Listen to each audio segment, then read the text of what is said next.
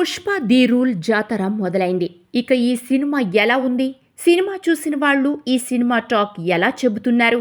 Cinema ప్లస్లు మైనస్లు ఏమిటి అన్నది ఈ వీడియోలో మనం చూద్దాం. ముందుగా మా ఛానల్ ని సబ్స్క్రైబ్ చేయండి. వీడియోలోకి వెళ్లబోయే ముందు పుష్ప 2 విషయంలో Pawan Kalyan fans negativity spread చేస్తే మూవీపై ఇంపాక్ట్ చూపిస్తుంది.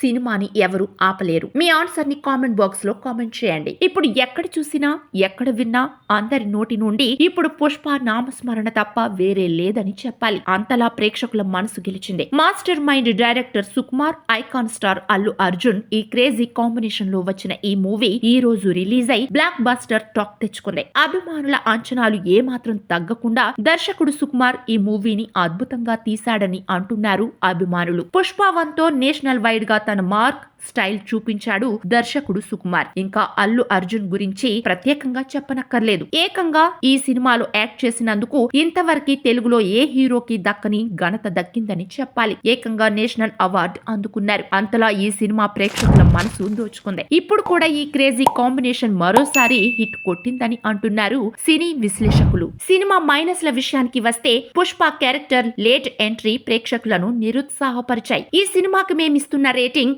4/5. మరిన్ని ఇలాంటి రివ్యూల కోసం మా ఛానల్ ని సబ్స్క్రైబ్ చేయండి. Thanks for watching.